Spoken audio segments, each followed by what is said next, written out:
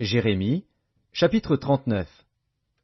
Lorsque Jérusalem fut prise, la 9e année de Sédécias, roi de Juda, le 10e mois, Nebuchadnezzar, roi de Babylone, vint avec toute son armée devant Jérusalem et en fit le siège. La 11e année de Sédécias, le 9e jour du 4e mois, la brèche fut faite à la ville. Tous les chefs du roi de Babylone s'avancèrent et occupèrent la porte du milieu. Nergal-Sharetzer, Samgar-Nébu, Sarsékim, chef des eunuques, Nergal-Sharetzer, chef des mages, et tous les autres chefs du roi de Babylone.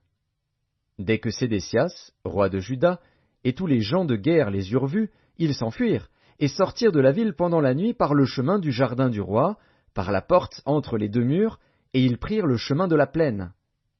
Mais l'armée des Chaldéens les poursuivit, et atteignit Sédécias dans les plaines de Jéricho. Ils le prirent, et le firent monter vers Nebuchadnezzar, roi de Babylone, à Ribla, dans le pays de Hamath, et il prononça contre lui une sentence. Le roi de Babylone fit égorger à Ribla les fils de Sédécias en sa présence. Le roi de Babylone fit aussi égorger tous les grands de Juda. Puis il fit crever les yeux à Sédécias, et le fit lier avec des chaînes d'airain, pour l'emmener à Babylone. Les Chaldéens brûlèrent par le feu la maison du roi et les maisons du peuple, et ils démolirent les murailles de Jérusalem. Nebuzaradan, chef des gardes, emmena captifs à Babylone ceux du peuple qui étaient demeurés dans la ville, ceux qui s'étaient rendus à lui, et le reste du peuple. Mais Nebuzaradan, chef des gardes, laissa dans le pays de Juda quelques-uns des plus pauvres du peuple, ceux qui n'avaient rien, et il leur donna alors des vignes et des champs. Nebuchadnezzar, roi de Babylone, avait donné cet ordre au sujet de Jérémie par Nebuzaradan, chef des gardes: « Prends-le et veille sur lui.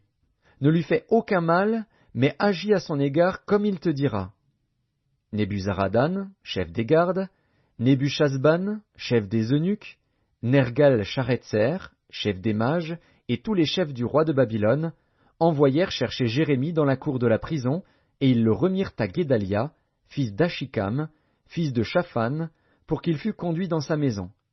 Et il resta au milieu du peuple. La parole de l'Éternel fut adressée à Jérémie en ces mots, pendant qu'il était enfermé dans la cour de la prison.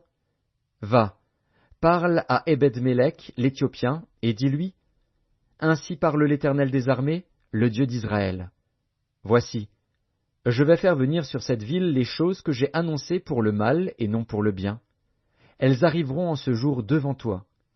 Mais en ce jour je te délivrerai, dit l'Éternel, et tu ne seras pas livré entre les mains des hommes que tu crains.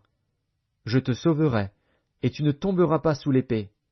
Ta vie sera ton butin, parce que tu as eu confiance en moi, dit l'Éternel. »